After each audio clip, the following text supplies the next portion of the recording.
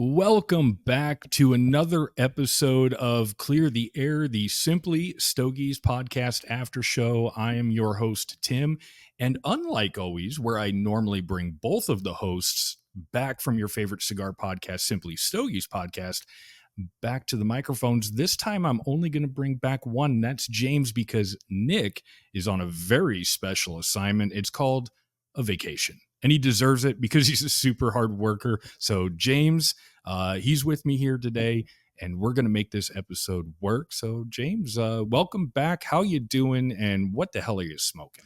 Thanks, buddy. It's good to be back. I mean, half of what you said is true. Nick is on vacation. He's in Greece. Yeah, that would be the true part. he's lucky. I wish I was there. I wish I was too, but Yeah. hard working. Like, I don't know.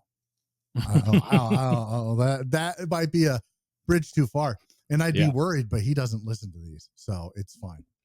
Yeah, he just looks at the cover art sometimes. Yeah, he looks at the cover art. Why do I look like an idiot? Well, we fixed that, buddy. I'm sorry.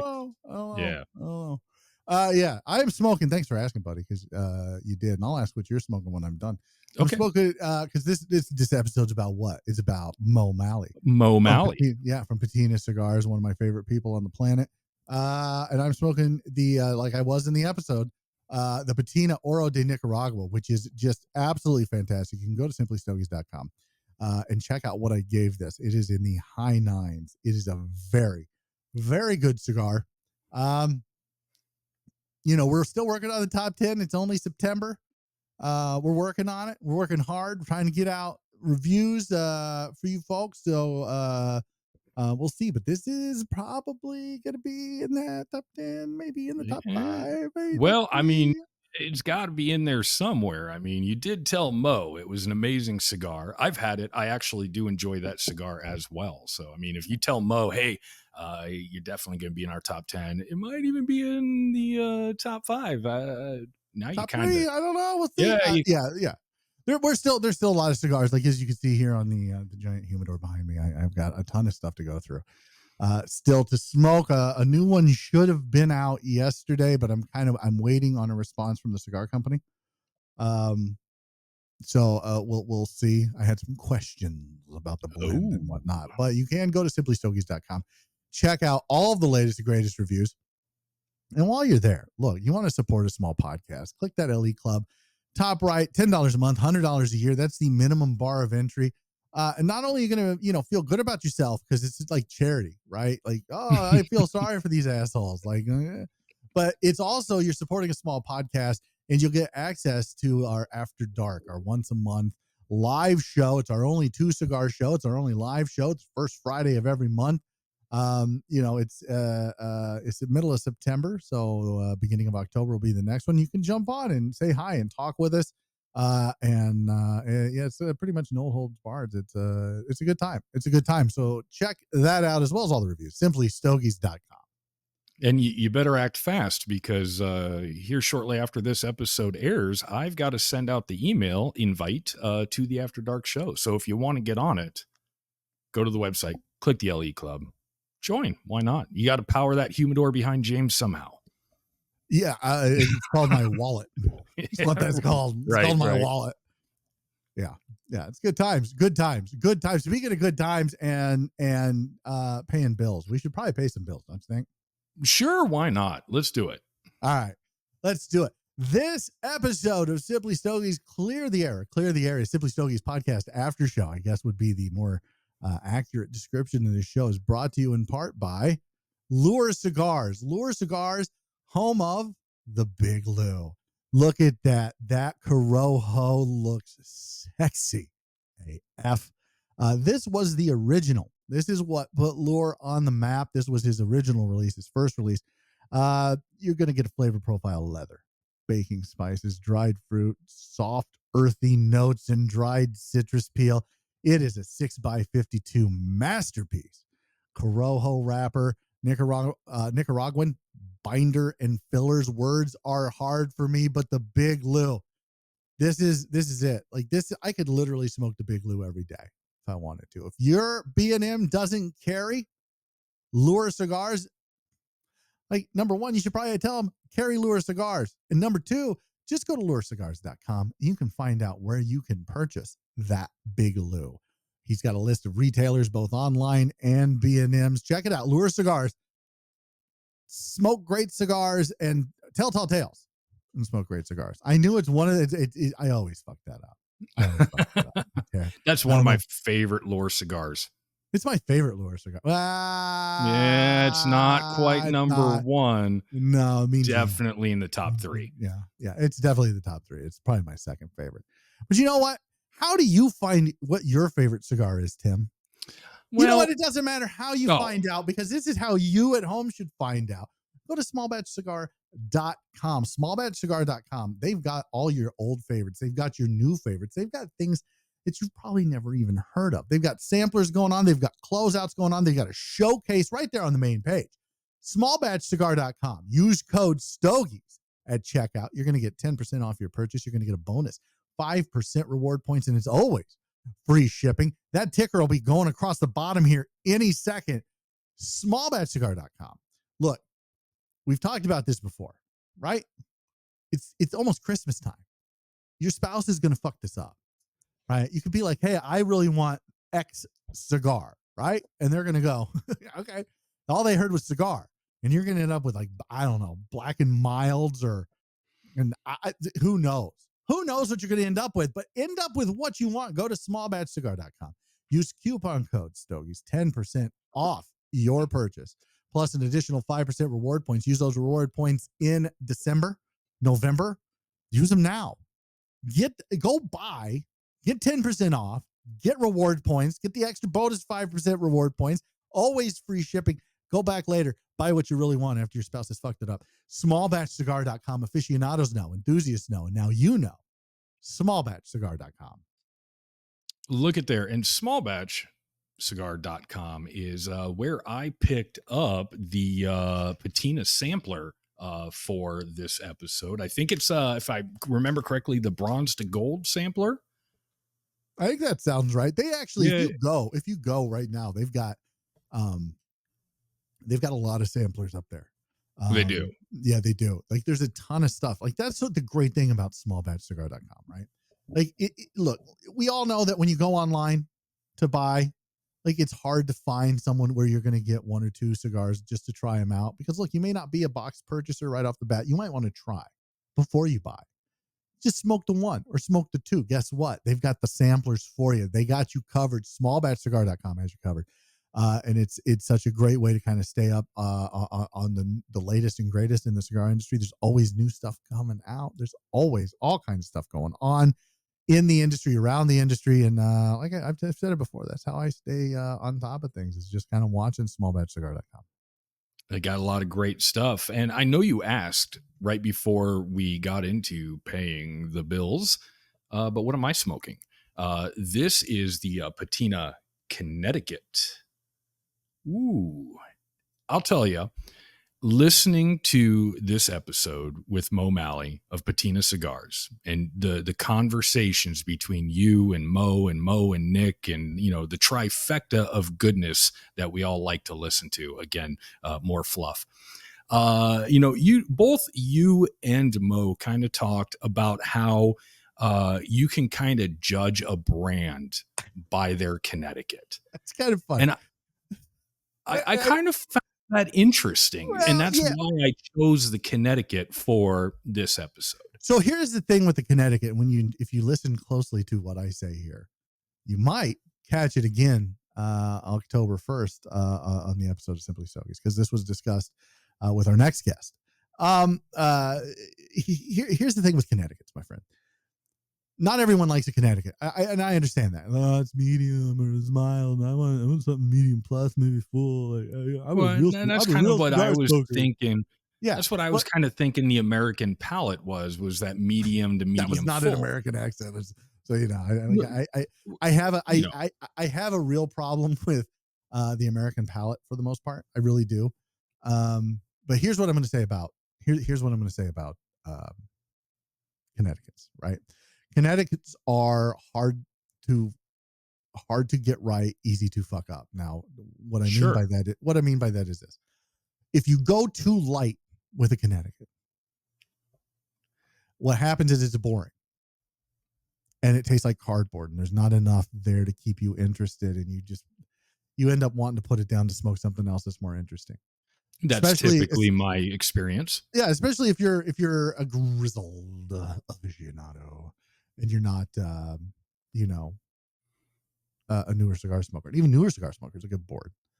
And if you go too strong, people who are looking for something that's kind of in that medium mild range, it's just too much. So it's a fine line to walk. So yeah, I think you can judge a cigar company, a cigar manufacturer, based on based on their Connecticut. I think that's a good, and I am a judgy McJudgerson. You you are a very judgy person for sure, and I'm that guy that you're displeased at my palate. I can't remember what you said or how you phrased it, even though you said it 30 seconds ago. But yeah, I'm that type of person that typically will light a Connecticut, and I'll be like, nah, there's really nothing going on here, and I'm instantly going to look for something more medium, and uh, I actually do prefer a more full cigar. And I When think, was the last time you had a Connecticut, Tim, from a company that you went, man, like oh, this is like this I nailed it. don't, This is really I good. I don't want to stroke any egos here. Hands down, the LH Claro. Yeah, he's not 'Cause, here, so it's fine. yeah, I know, but I mean, just in case he does listen. I mean, do you That remember? shocks me. Yeah, it shocks me. Do you remember? I was this was a few years ago. I was on my way to your house to help not finish your basement completely, and I called you up, and I'm like, dude, this LH Claro, what the f? I do This remember is that. amazing. It is amazing, but that surprises me. It's more, that cigar, and I don't think Nick would disagree, is blended not for the American palate. It's blended for a European palate that's used to Cuban cigars. It's very Cuban-esque. It does have some great notes in it. Butter, maple syrup. It's sweet. It's got a little bit of it's just it's a great cigar. It really is. And that's, like I said, when I judge a cigar company, it's judged on their Connecticut, and his is fantastic. And Moe's is fantastic as well. I really want to know what you think of that. But that shocks me that you say that LH is your favorite, because it is so far removed from what the American Well, palate typically likes. it is far removed from what the American palate may or may not like, but I think for a Connecticut, it blew me away because it was 100% not what I was expecting from a Connecticut, being, like I said earlier, that almost basically every Connecticut I've ever smoked, I'm just like, there's nothing here. I'm not interested. I'm also not interesting. Both are true. Yeah. But Those yeah, are not mutually exclusive. yeah, but the LH Claro, I was just like, wow, this is different. So And my question go still ahead. stands, Tim. What do you think of that Patina Connecticut, that bronze that you're puffing on? It's very light. It has a really good draw. The burn is perfect on this thing. It's right now I'm getting cream, maybe a little bit of banana, and that just could be because of what I ate before I came on. She had fucking And banana some pudding walnut. before we came on. Like, I don't understand. No, I'm just telling you that's what right or wrong. Yeah, sure, Elvis. Were you having a peanut butter and banana fried sandwich? Quit judging, Judgy McJudgerson. Never got banana off of Connecticut, but that's all right. Like, No, it's a very, very subtle. It's creamy. It's got a little itty bitty. I'm now making up words, but it's got a little bit of like banana, and I almost want to say like a walnut in there. That I'm actually enjoying it, though it is a very light, mild cigar. Yeah, well, I mean, it's Connecticut. Mm-hmm.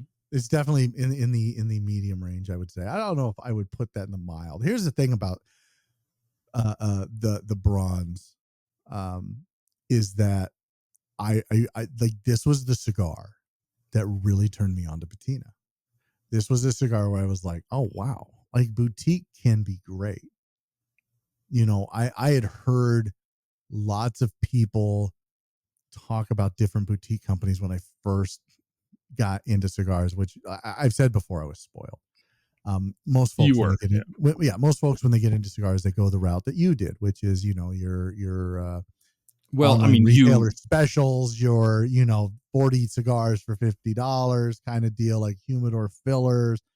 And I get it; it's an expensive hobby. Like, trust me, I get it.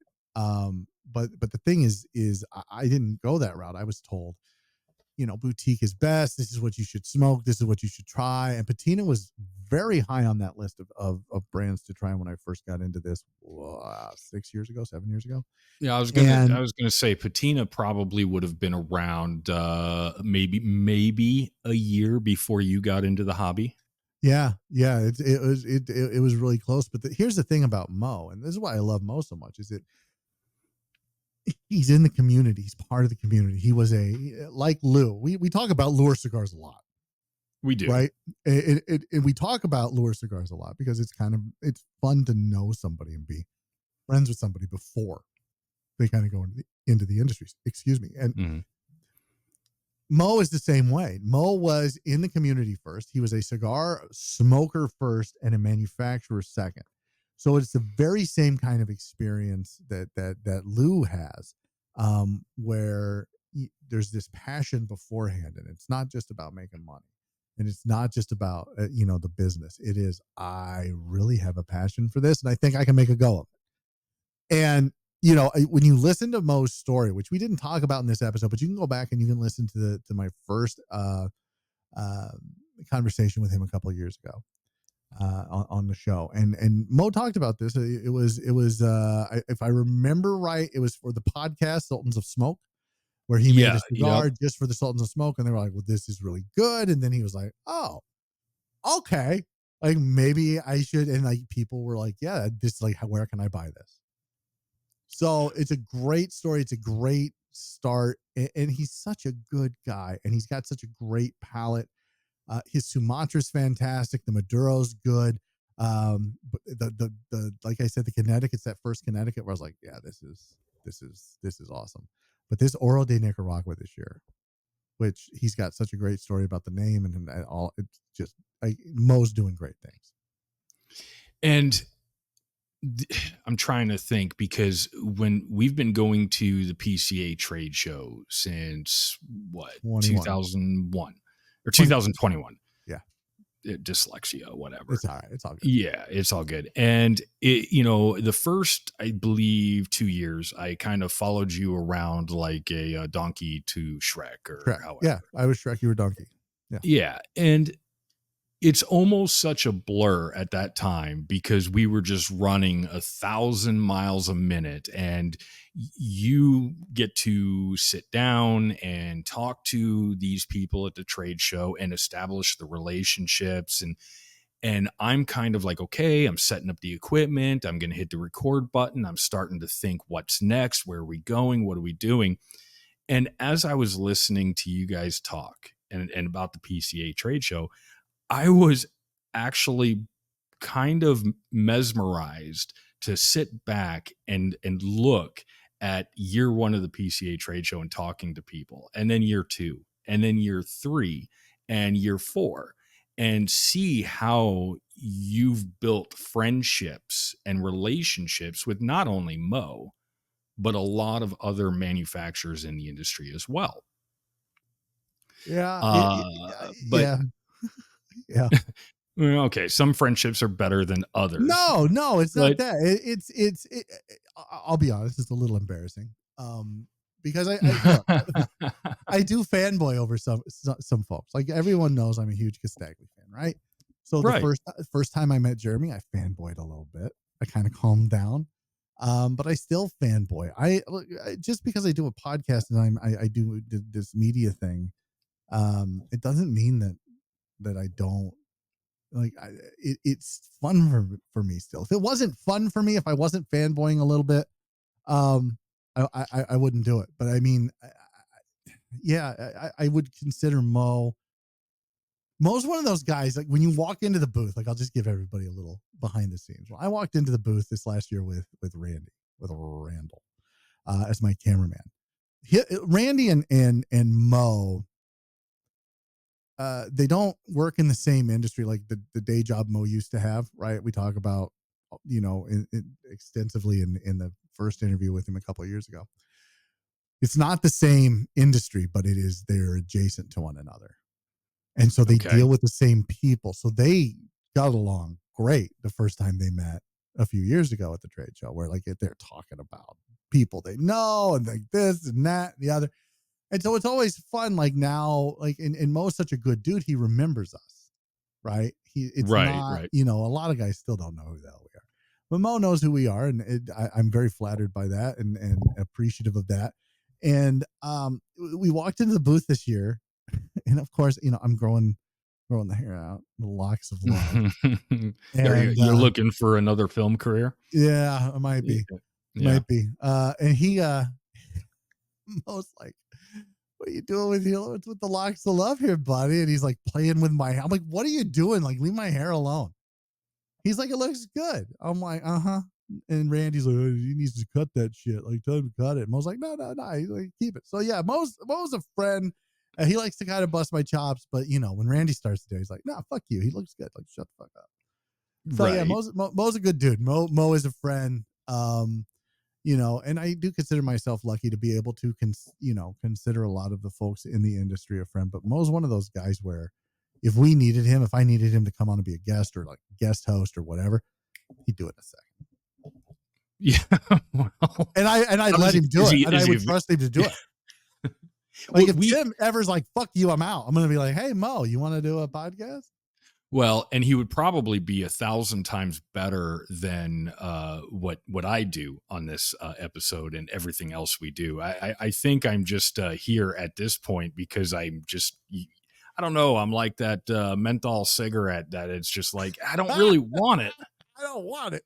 But I still have half a pack. We'll just go for half a pack. I might as well just finish it. Yeah.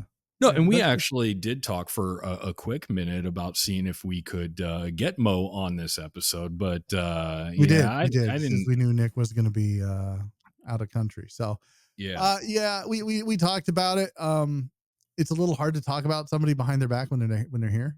Not that we do the best job of talking. We do a terrible job of talking about feelings. It's awful. We're the worst. Yeah, we can't spill tea for nothing. No. Well, we've been doing this for a few years now, and it takes that amount of time to, and you guys talked about like, becoming established within the industry, even though we're adjacent, and becoming trusted. I think the first couple of years, I almost kind of got that feeling like, oh yeah, cool. Okay. You guys are doing this, and then after year 3, when we got to year 4, it was like, oh, okay, you guys are probably going to be around. You guys are probably pretty serious about what you're doing.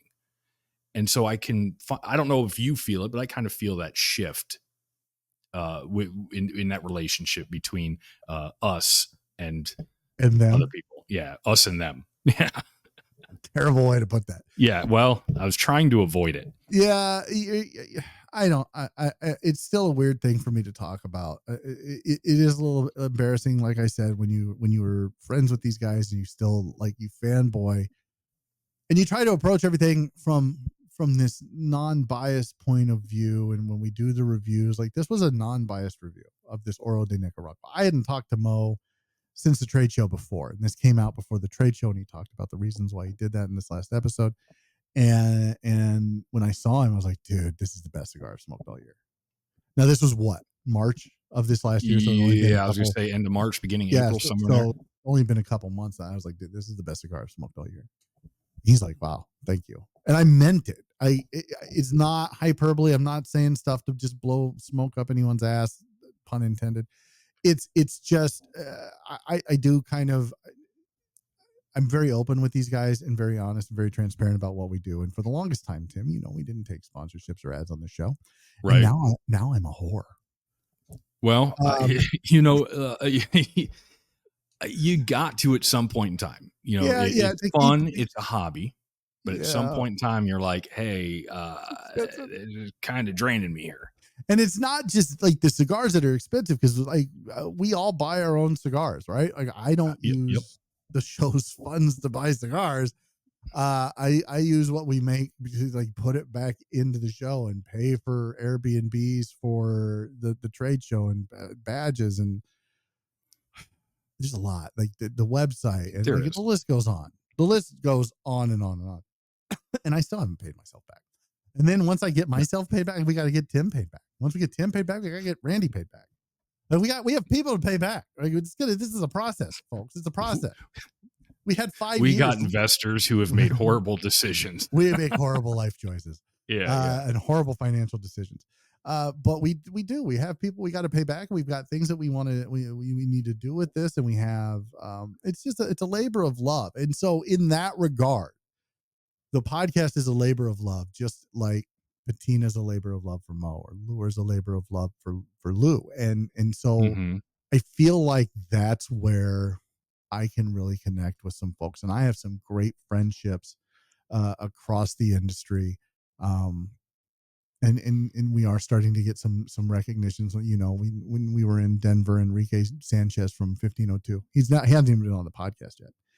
No, we were trying to schedule him. Yeah, we're during gonna the get trade him. show. We're gonna get him. We're gonna Yeah, get him. yeah, Like yeah. he's in Intertobac tonight, this week, but we'll get him when he gets back next week, and we'll figure it out. But he walked out of his lounge in Denver, and we were just sitting out there, and he's like, "Oh, James, how are you? You're smoking a cigar, relax and enjoy, my friend." You know, I'm like, "Holy shit!" Like Enrique remembers me. Like he's just such a good dude. There's so many good people in this industry, and I think that's the norm. I don't think that's I don't feel like that is the exception to the rule. I feel like that is the rule. There's just a lot of good people in this industry, and Mo Maali is one of them. The guy's just awesome, and he's more than willing to share his experience and his time with anyone who shows an interest. Well, let's jump back to and I lost track of how many times you've said fanboy, that you fanboy. And during the episode, there was a brief few minutes where you kind of talked about that, but the term that I felt was being stuck on was rock star. And how we kind of look at some of these guys in the industry as rock stars. And I kind of got that feeling as I was listening to you and Nick, that it was kind of being looked at as like a literal rock star. Like these guys are driving Lamborghinis, and whenever they get out of their vehicle, there's a red carpet and all that shit. But it's really kind of like, to me, it's kind of like these guys are my favorite TV stars, like that kind of status. I'm not a TV watcher, but I follow, It'd be these like guys. beating The Your Rock favorite, or John yeah, Cena or whoever your movie star is. Favorite yeah. movie star. Like a character in a video game that you just get into, like you want to know the backstory and everything. That's kind of that's how I look at rock star in the cigar industry. Yeah, it would be like if I ever met James Hetfield or Lars Ulrich or Kirk Hammett, Rob Torillo or Jason Newsted. Like I would I will be your seat just so I could be part of the conversation. I would fanboy hard. Mm-hmm. And part of me really wants to have James Hetfield on the show and talk about Blackened and talk about S84 and M81 and how that came about, and then talk about like there are TikToks of him smoking that during a concert. Mm-hmm. When he's got time, he comes down off stage, he's smoking a cigar. But in relation to how that kind of status applies to the cigar industry, I think the best example of that is Pete Johnson. He's cool. Like he's just cool. He's been on the show a couple times, right? He is fucking cool. He's in a rock band. He fucking smokes cigars. He knows about Cuban cigars. He blends his own cigars. Tatuaje, it's a cool fucking name. You just want to hang out with Pete Johnson. He's that guy, right? He's that guy that you want to hang out with. You're like, come on, bro, save some pussy for the rest of us. Right. Like he's that guy, just right? And so that's the same way that when I got into the cigars in 2008, that's the way I felt about Sam Lucia when he was the head guy for Nub Cigars. Like I loved the image. I liked everything about it. So I 100% get it. But these guys, at the end of the day, and the older I get, I'm fucking old. the older I get, the more I realize it is they're just like us. They have the same insecurities. They have the same worries. They put their pants on the same fucking way. Like that's an oldie, but a goodie. They're just regular guys who just happen to make something that we really enjoy. And so when you really enjoy something, it doesn't matter what it is. If it's music, if it's a television show, if it's a movie, if it's whatever, if it's cigars. Well, for us being cigar smokers, you want to cigar connoisseurs, they're living the life that we wish we had. Well, yeah, absolutely. And it's not just that. We want to feel like we're a part of it and we want to be closer to it. And so we gravitate towards these guys. And I don't want to say we put them on a pedestal or we idolize them, because I don't think we do, but we do kind of fanboy a little bit. You know, sure.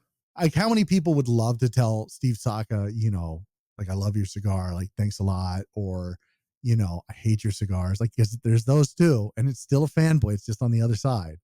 They just want to be a troll. Yeah, like there's a lot of people that want to be just closer to the industry, because it is something, like you said, everyone's dream is, I want to be like Mo. I want to do what Mo did. I want to make a cigar, have everybody love it, and then start a company and then go on the road and do this full time.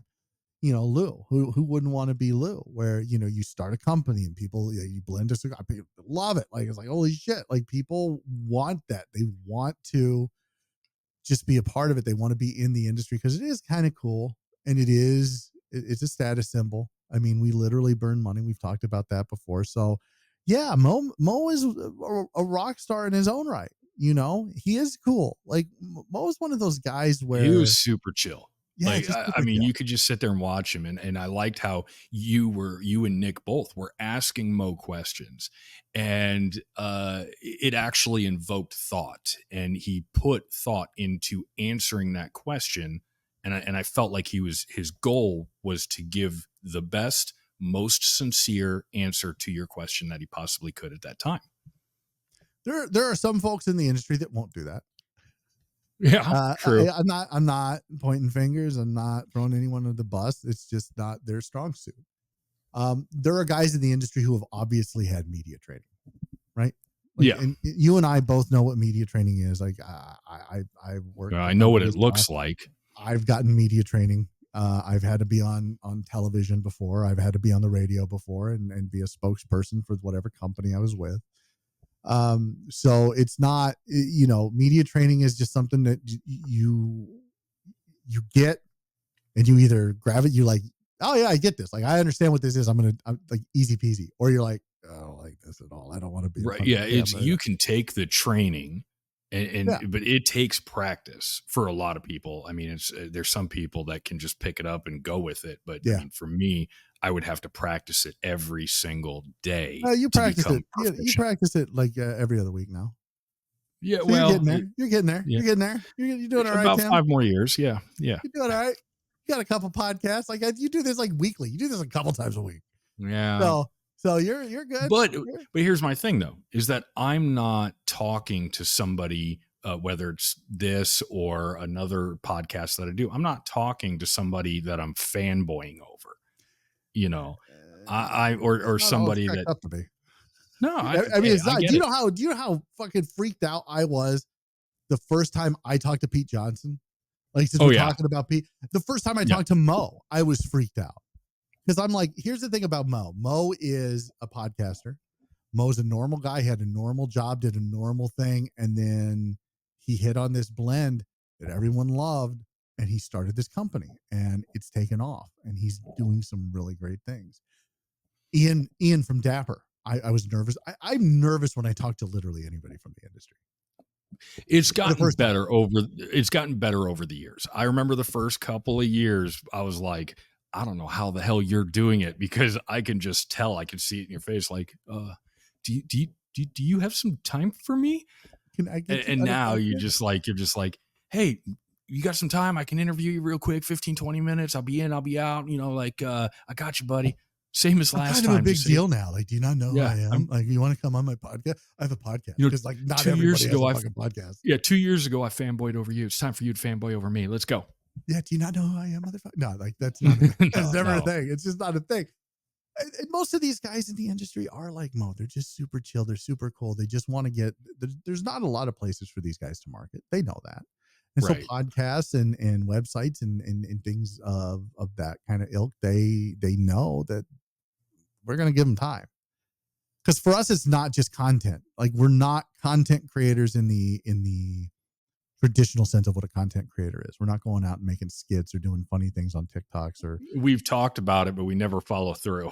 never. I'm just not gonna do that. Like, it's not my thing. I think they're funny, some of them, but it's just not my Some of thing. them. I'm a Gen Xer. I don't give a fuck.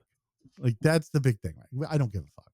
100%. Well, and I think also the industry, we've talked about this before, is the industry is still old school in a sense. So I think like the Instagram, the influencers, I think that's a very foreign topic or approach compared to a podcast. Well, and I think when you start talking to influencers, it's a whole different conversation. And we're not an influencer either. Like, that's not what we do. And then I hate it when people are like, oh, you're an influencer.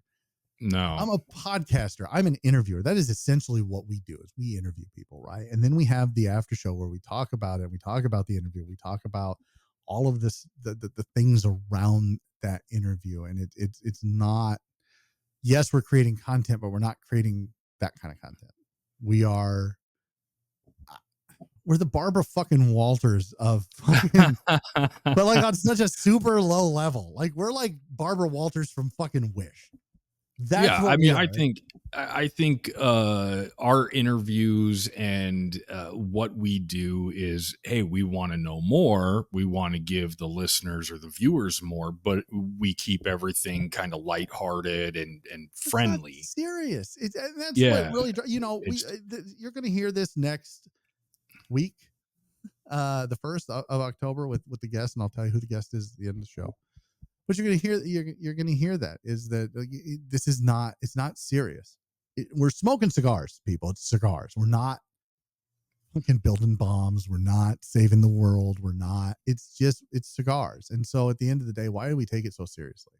I mean, yes, we can be passionate about it, and we can want to get into the weeds and know what valley the rapper was from in Nicaragua and how much Ometepe's in it, and sure. Yeah, but I think there's other resources out there if you want to be the pure but facts person. Absolutely. I want to know the people. And that was kind of my point earlier when I said, people just want to get close to the thing they love. Why do you go see a comedian? Right? You literally pay money to be in a room with a comedian. Right. Yep. Right? You're going to pay money. You're going to sit down. Hopefully he's funny. He makes you laugh. He makes you feel good. You go home and you talk about it the next day at work. Right. So whether that's a big name comedian or a no name comedian, it doesn't matter. You're still paying to be in a room with that person.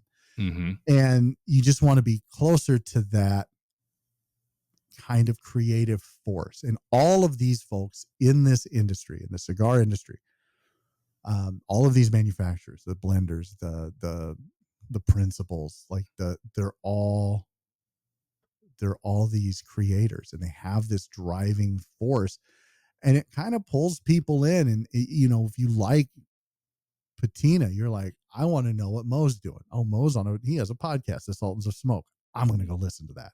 Now that podcast is that still around? Yes. Yeah. Okay. I was just curious because I know that Mo said he was on it a while back, so I didn't know if that was still a thing or not. It's still a thing. We didn't get around to talking about that. And I felt really bad. Yeah, I think you tried to get back to it once or twice, but the conversation was just going elsewhere. So that happens, but you should go check it out. Him, and Mukau Rich, and I'm trying to remember the other guy's name. Sorry, I'm spacing right now. It really is a good podcast, and it was one of the few podcasts that I was able to listen to when I was first starting out. Because I've said this before, I've been podcasting for the better part of 15 years now, 16 years. It's been a long time. Yep, and it's been a minute. And so I've always been kind of an audiophile. And look, guys, I know if you're watching this on Rumble or YouTube, I know that our mouths aren't always. It's the new software program that we're using. StreamYard. It is. It is the new software program. Yep, they know it's an issue. And they're And working on fixing it. It's not just us; it's everybody. But yep. it drives me nuts, right? But I know that most of our audience is podcast. They listen to podcasts, so I'm not too concerned with it right now. And this works for lives really well. But it's also just it's a better product than what we were using before. So, but back to like Sultans of Smoke was one of the few cigar podcasts that I could actually like listen to. It wasn't offensive to my ear holes. Right. It was, Which yeah, I'm an that's a audiophile. problem. Oh, it is. I don't think that you even need to be an audiophile. I mean, I've tried to find some other cigar podcasts before I before you sucked me into this hole. I tried to find This is my fault. No. But before I, really got into Simply Stogies and jumped on this journey, I tried to find some other podcasts and to be able to find something that doesn't hurt your ears. You can find it to be tough, and unfortunately, some of those podcasts probably started out really rough and maybe now they're really good, but I've already moved on. You know what I'm saying? Yeah. So. Yeah. And me too, but that's one that I can go back and I can listen to. And it's always a good conversation and they're enthusiasts first, aficionados second. And now, Mo's a manufacturer. So he's got a very interesting perspective on the topics they discuss and what they discuss. Dave West from smallbatchcigar.com. He used to be on that show with him for a few years.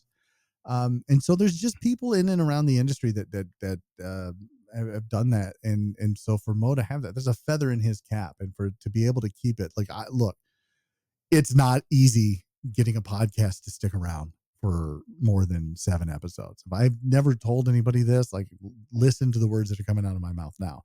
98% of the podcasts that start don't make it past episode 7. So when I say there's over 2 million podcasts worldwide, just know 90% of those are dead podcasts. They're dead. They're not. And the 90% of the 10% that are left, those will soon be dead podcasts. Yeah. There's always this revolving door. So it's not, when I say we're top whatever out of 2 million, it's not really that big of a deal. Right. Yeah. There's a ton of podcasts out there. I've had people ask me, hey, how do I start my own podcast? And I'm like, well, get a microphone. Get a microphone, have a computer. There's a little bit of equipment you need. You can start off small, but you have to understand that if you're going to do an hour-long platform, just go ahead and anticipate spending 4 times that in post. Yep. And then you have to make sure that you're consistent, because if you're not consistent, people will leave. Yeah, people and always once they ask leave, they don't go back. They're like, what, if you could tell me one thing, how to be semi-successful at a podcast. This is actually, we're skipping ahead, so we'll jump back, because this was actually my last question. Oh yeah, it's consistency. But that's the same with cigars, right? If you want to have a cigar company that is going to stick around, you have to be consistent in the product you put out. So I think that's with any creator, any business, any type of widget that you want to put out. Consistency is king. Yeah, if you can't be consistent, I don't think you have a chance. Nah, just GTFO. At all.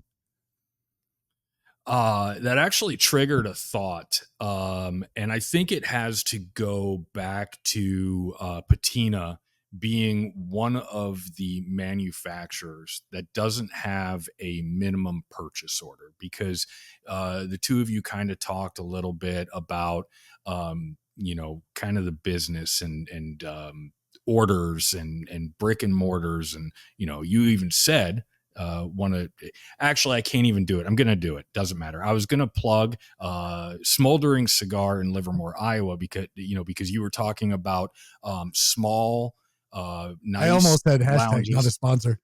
Right, they're not. But a small lounge with a well curated humidor. And then that's when you Livermore went ahead and definitely plugged. fits that bill. 100%. Yeah, small lounge, well curated humidor. They don't have everything, but they got everything you need. Well, in a And smaller lounge, they don't necessarily have the foot traffic to carry everybody. They can bring some people in and give it a try and so on and so forth. And I know that when we're talking about Livermore, they've said, well, I'd love to carry that cigar, but I can't, I just can't justify a 25 box minimum purchase. And yeah, companies like Patina say, hey, no minimum. I would. I've said this before, and I don't mean this to be denigrating to ultra premium brands that force you to buy X amount to be in their lounge, because there are exceptions that are made Sure. by those companies. And we, Livermore Smoldering Cigar in Livermore, Iowa, has definitely been able to sidestep that in a few cases. It's good for them for being able to do so. I think that's great, because I think that to have a minimum order is kind of fucking dumb. And here's why.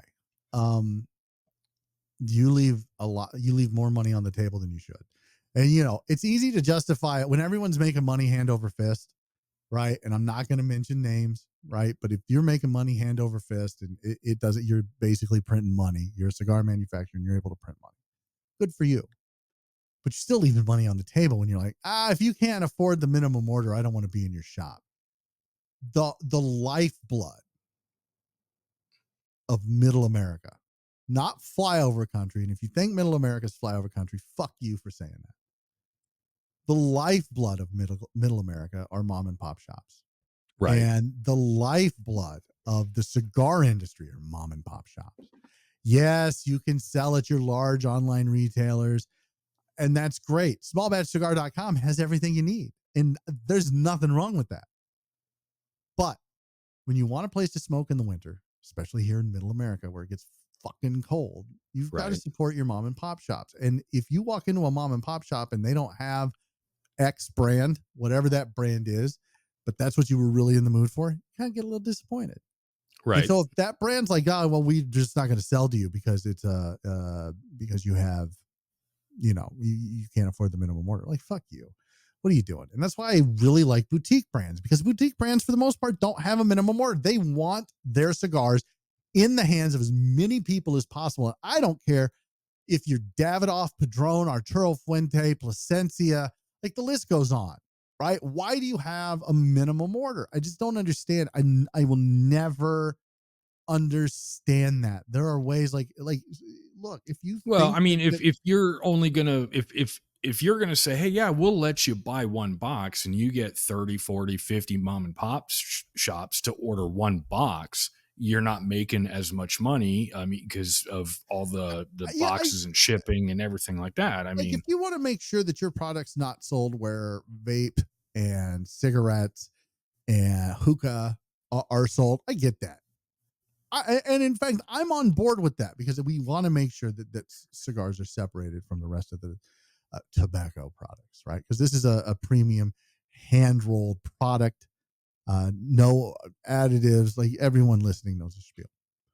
So I'm good with that. But there are ways to make sure that who you're selling to isn't that, right? Like, it's kind of easy in the day and the age of the internet. So what about when, let's say that, I don't know, throw out middle of nowhere, Wyoming or something like that, where there's not a cigar lounge within 250 miles, and you're the mom and pop shop that, hey, I'm catering to a 250, 300 mile radius by carrying hookah and vape, and I do have an actual legitimate walk-in humidor. Are you saying that they're excluded as well? Yeah, and I'll tell you why. And I hate, I don't hate. I'm not trying to like create a trap or anything. Yeah, but no, I don't think it's a trap. I think you look at Smoker Friendly. So Smoker Friendly puts on the Rocky Mountain Cigar Fest every year. Okay, Smoker Friendly is a vape shop. It's a head shop. It is a I don't know if it's a head shop, but it's a vape shop. It's a cigarette shop. It's a that kind of clientele, which is different than your cigar clientele. And you know what? The Smoker Friendlies are right next door to the lounge. and the lounge is a different business. The humidor is not in smoker friendly side. It's on the lounge side of the business. So I think there's a way to do it. There's, Habano cigars in Davenport, they have a hookah side and they've got the lounge side. And when you walk into the store, you walk into the humidor, and the humidor doesn't have hookah, and it doesn't have hashish, and it doesn't have cigarettes, and it doesn't have any of that. Right. Right. So there are ways that you can separate that and keep it, one from the other. Yeah. So I understand your meaning. I understand what you're trying to say, where you're in the middle of nowhere. There's nothing around for 300 miles and you're literally the only shop, right? For a 4-hour drive. Just separate it. If you can't, I understand why somebody in the cigar industry might be hesitant, but boutique manufacturers, I think, are a little more hungry. Yeah, that would make sense. I mean, and then again, it's having somebody who's running that shop who's going to carry the product, that understands the product, hopefully likes the product, understands their customer, and I sells think it. that kind of goes into my big gripe with a lot of lounges anymore, is that you don't have a certified retail tobacconist. You walk in and it's just some schmuck. Yeah. Like, hey, what are you looking for? Can I help you find something? I'm just going to walk in the humidor with you and make sure you don't steal. Because here's the thing. When I go into a lounge, I've only had, I'm not going to tell you where it was. I've only had one thing stolen from me in a lounge. It was a 5-pack of cigars that I had sat down. I went to use the bathroom, came back, the 5-pack was gone. Holy shit. Yeah. Happened once. Wow. And it was at an event, is what it is. Not a big deal. Oh yeah. Events. Yeah. You're going to get all kinds at big events, but when you walk into a lounge, for the most part, if I want to go to the bathroom, I leave my phone. I leave my lighter. I leave my cutter. Oh yeah. I'll never leave my phone. I don't give a shit, because you know why? Because I'm in a place where people burn fucking money as a hobby. They can afford their own shit. So I'm not really worried about somebody walking off with my stuff. I would say that because you were at an event, that's where you have to be cautious, because those events, much like when I went to a very big Pennsylvania festival back years and years ago, like if it wasn't glued to the floor, somebody was going to steal it. It's funny you say that, because the big joke has been around the Rocky Mountain Cigar Fest is that, everyone, like the ashtrays, they used to have nice ashtrays right at each table, and people would literally at the end of the day just empty them onto the ground and stick them in their bags. Yep. I bet they lost a shit ton of fucking money just off of that swag, unless that swag was. This year they got smart and they were disposable fucking like cheap ass ashtrays. Yeah, I think the first time I went to the event, it kind of caught them off guard, because people were just stealing everything they can possibly steal. And then the second time that I went, they're like, yeah, it's all giveaway. It's all throwaway, whatever. Yeah. Which I get it, but like, come on, guys. And then I'm talking to the cigar smokers now. Like, come on. If you're spending money to go to an event, to get into the VIP tent, I know how much money those fucking tickets cost, because I sure. Like, what are you doing? What are you doing stealing fucking ashtrays? Like, seriously, it drives me nuts. Like, people. And the killer about that is that if you actually go up to the manufacturers and you have conversations with them, and sometimes, not always, and you get to know that person, you can be like, hey, you don't happen to have like an ashtray or something like that you want to get rid of? Sometimes. Yeah, it depends on the manufacturer. Yeah. But it's better to get it that way than to just dump it out and throw it in your bag. Yeah. Like, what are you guys doing? Stop stealing shit. Jesus Christ. Yeah. Stop it. Yeah. Just like that. That's the kind of shit that drives me nuts, man. That's the kind of shit that drives me nuts. Like, what are you doing? And look, there are some manufacturers that don't have, like, I really want a Patina hat, because those hats are fire. I don't have a Patina hat, but I don't think he's got a. Does he have an ashtray? Does Mo have an ashtray? I don't. I kind of feel like I want to say that at the trade show I saw Patina ashtrays, but then again, Well, I I'm think looking that I up can right look now, at right? footage. I can look at footage because I believe he had Patina ashtrays on the shelves with the display cigars. I could be completely wrong, but I feel like he did. So don't search patina ashtray, because that will just come up with ashtrays that have patina on it. Oh, that makes sense. You'll just get old ashtrays. I don't see any here for patina. Well, now have you talked to Mo since the episode? I haven't. I need to reach out to him. Yeah. And just see what's going on. I know he's got a new release coming out.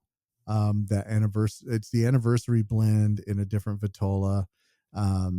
That's coming out soon, and I want to make it up to Chicago to hang out with him and just kind of go to the event, like just as a consumer, and That would be support him, and I think that here's the thing, like I think that's important. As close as we want to be to these guys, right? right. They're rock stars, and we just want to be part of that creative process, or for the kind of just be around it and feel like we're a part of it in some kind of esoteric, ethereal fucking way. Support them. Go to their events. If there's a B&M that doesn't carry your favorite cigar, like a Patina, like the Oro De Nicaragua, which if you haven't tried the Oro De Nicaragua, what are you doing with your life? Like, re-examine your life choices right now. And try the Connecticut too. Connecticut's really good, right? You really like it. I'm digging this. I mean, it is nice and smooth. And as I'm getting a little bit closer now, I'm going to be honest with you, I'm getting a little bit of splitting here, but it's not affecting the cigar at all. Yeah, I feel like that's user error. We would call that the ID10T error. Yeah. If you're unfamiliar with the ID10T error, just write that down. Write it down. It'll just come to you. It'll come to you. Yeah. Just support them. If your B&M doesn't carry them, ask them to carry it. Like, I understand the ease of buying things online. I do. It's easy, and I don't have to go anywhere, and I don't have to deal with people, and it's kind of nice sometimes. And the nearest lounge to me is an hour and a half away. So I'm going to order a lot online, but you know what? When I go into a shop, I'm always buying, I'm always, trying my best to support them, and you guys should too. Like, support your local B&Ms. And if they're not carrying Patina, or they're not carrying Lure, or they're not carrying your favorite brand, tell them to carry your favorite brand. They'll do it for you because they want to make money. They like money. Yeah, and especially when there's no minimum order. Like, right. No brainer. Yeah, it really is a no-brainer. I really wish the industry would go away from minimum orders. I really do. It would allow B&Ms to carry a wider variety of things, right? And a rising tide raises all ships. And you know what? Mm-hmm. I think it would help manufacturers cut down on some of their releases that don't sell as well. Well, and that's actually help them narrow down like what consumers really want, and it would help them, I think, dial in the LE trend.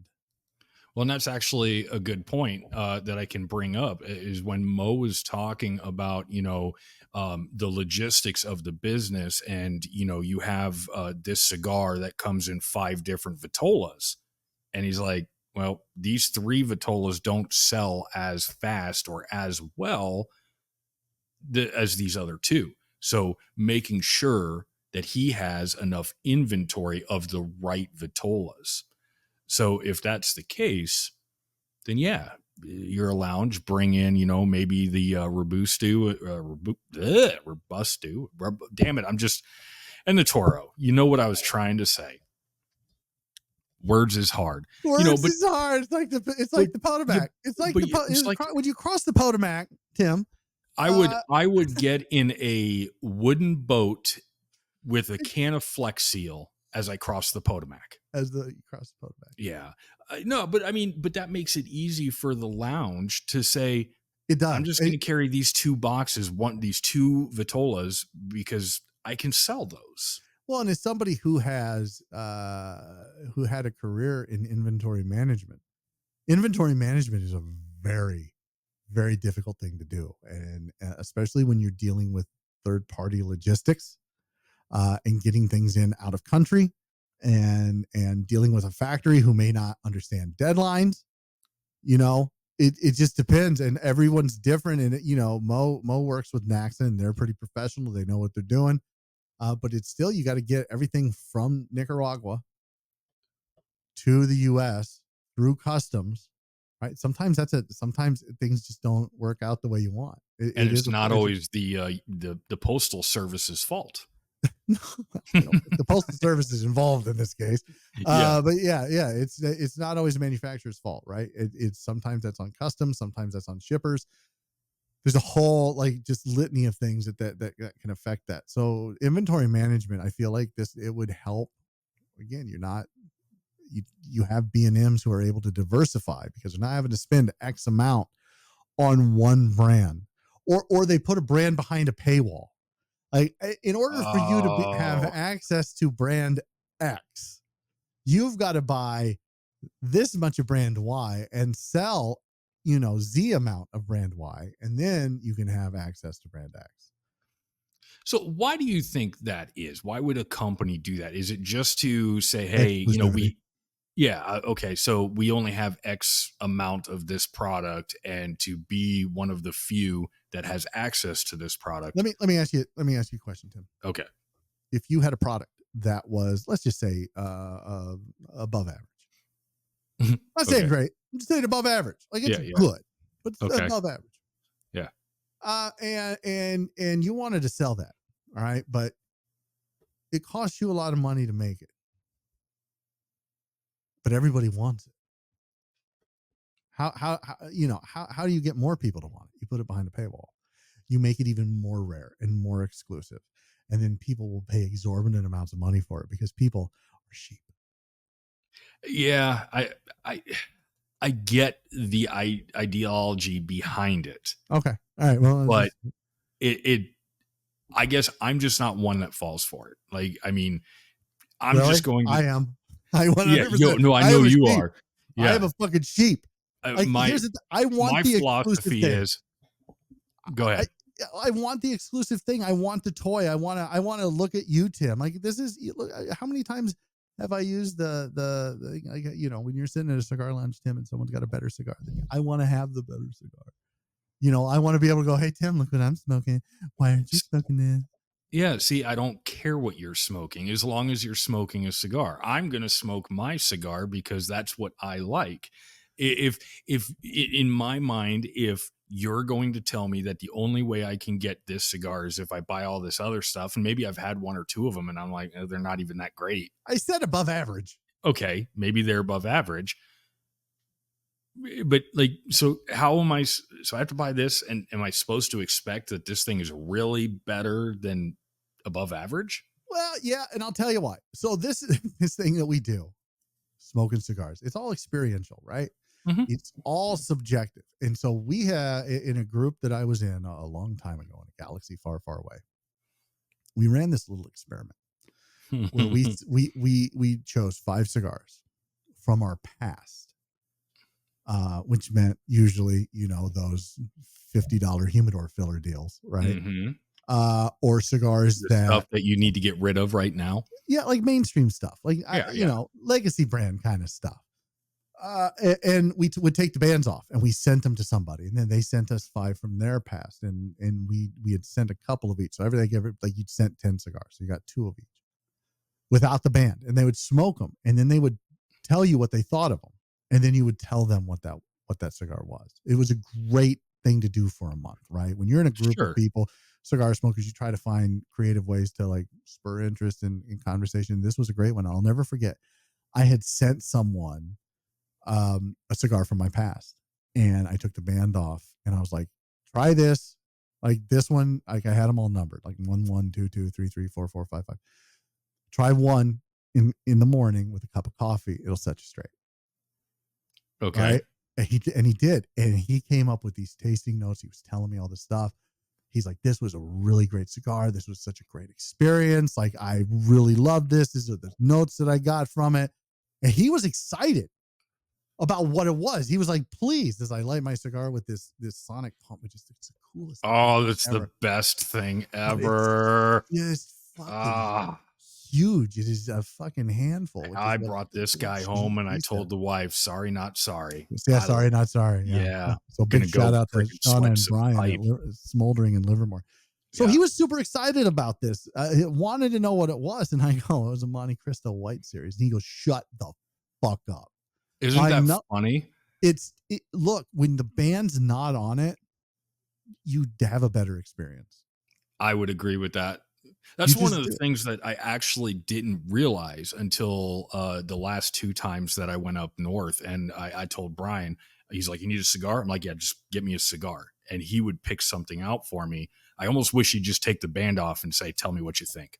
I don't ever want to do that with him because I know what he'd choose for me. Yeah, I do too. We're not going down that road. Yeah, no, we're not. But yeah, like it's all experiential and it's all just subjective. And so if you don't go in with a bias, with this preconceived notion, and when I tell people to try the Macanudo Emissary, for example, right, or I tell them to try the Oro de Nicaragua from Patina, if they're not familiar with Patina, they're going, who?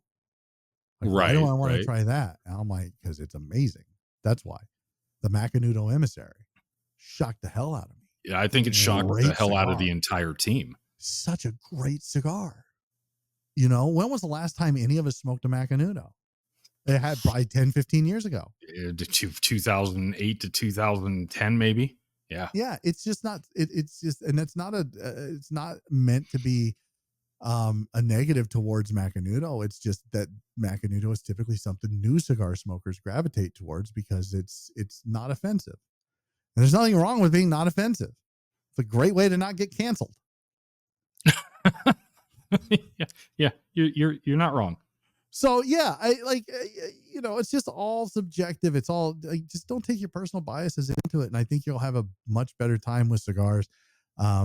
But honestly, like, go try this Oro de Nicaragua. It is one of the best cigars I've smoked this year. It's interesting. It's creamy. It'll blow your dick off.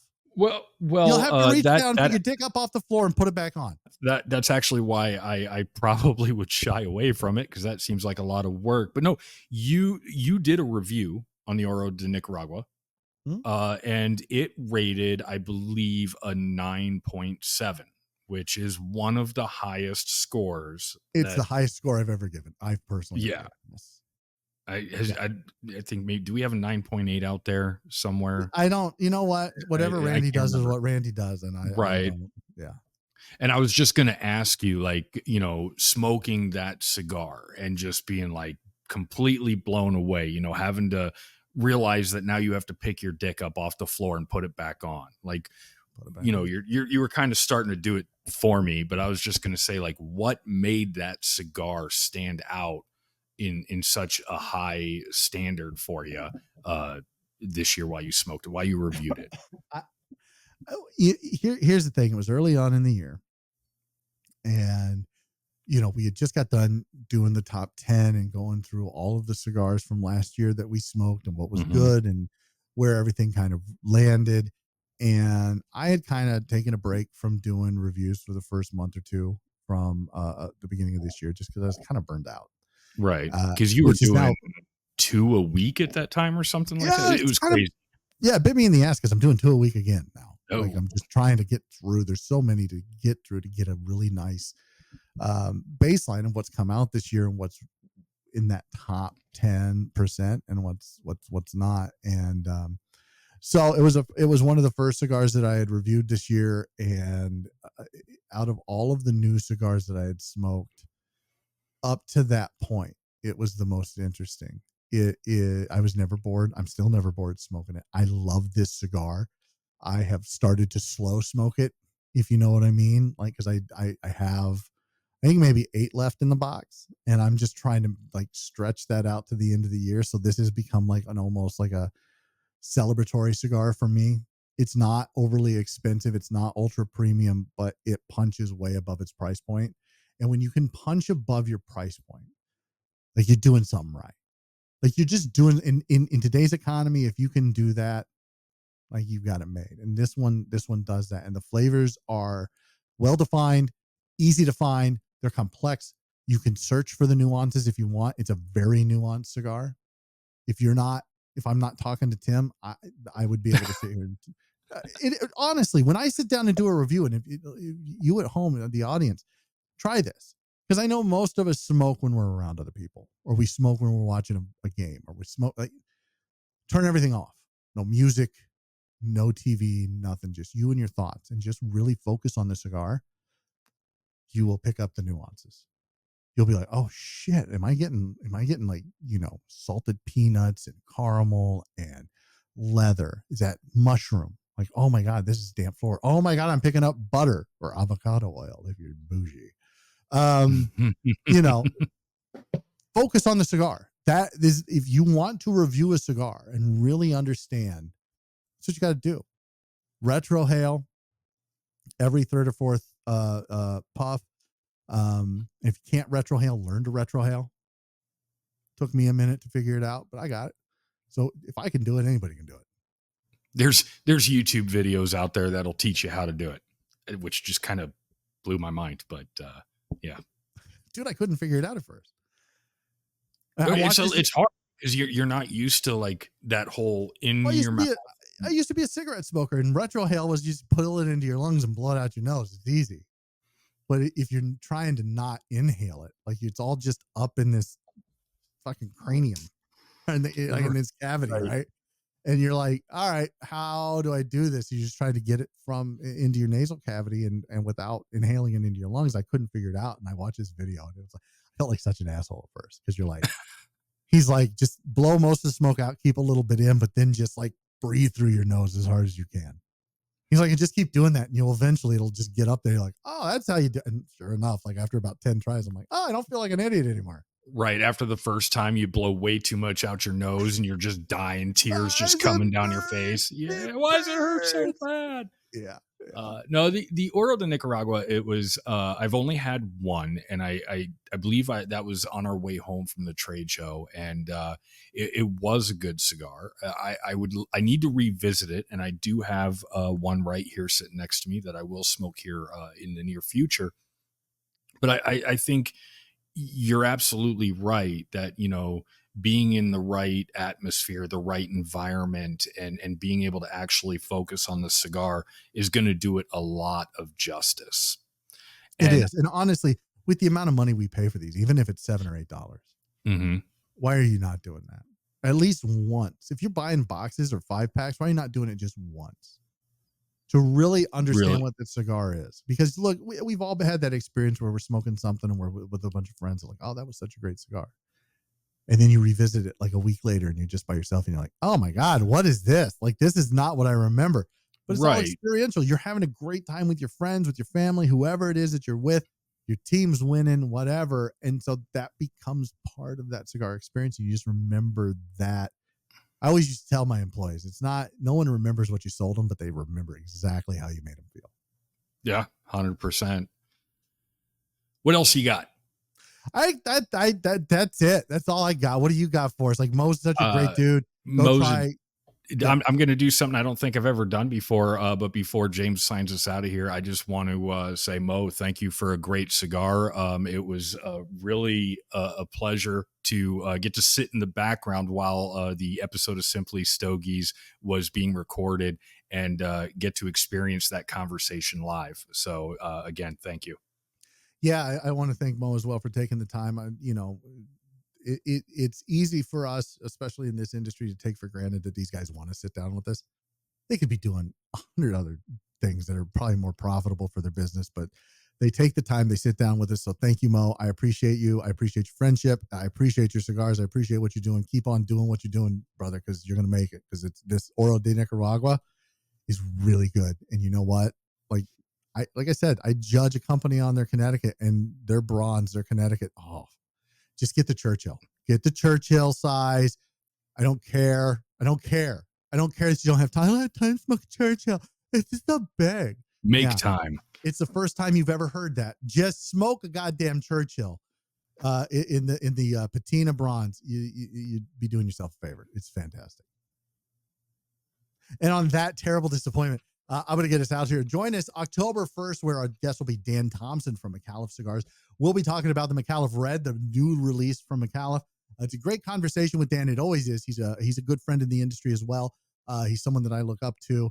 in the industry. He's always so gracious with his time, and it's always such a good conversation. And Nick and I had a great conversation with him yesterday, as a matter of fact. So October 1st, look for that. And then, of course, the week after that, we'll be having the Clear the Air, where we talk about Dan behind his back like we did Mo tonight. And we'll put it out for everybody to listen to. It's somewhere in between the 1st and the 8th, when that Clear the Air comes out. We'll have our After Dark. You want to join the conversation? The After Dark, our only 2 cigar show and our only live show that we do once a month, first Friday of every month. Go to simplystogies.com, click the LE button in the LE Club button in the top corner, join. Look, you'll be helping support a small podcast. You'll be able to join the conversation. In the next this new year, we're going to have a lot of good stuff for our LE Club members. We're going to really try to ramp that up. So join us. $10 a month, $100 a year. I want to thank our sponsors, smallbatchcigar.com and Lure Cigars. Smallbatchcigar.com, guys, 10% off. Use coupon code Stogies, 5% bonus reward points. Always free shipping. Lure Cigars. Go try that Big Lou. For Tim, who's right there. Like, it's hard. I still can't figure this out. He's right there. It's the power of post. I'll figure out where to put me. It's fine. And I'm James. Until then, next time, guys, stay smoky, friends.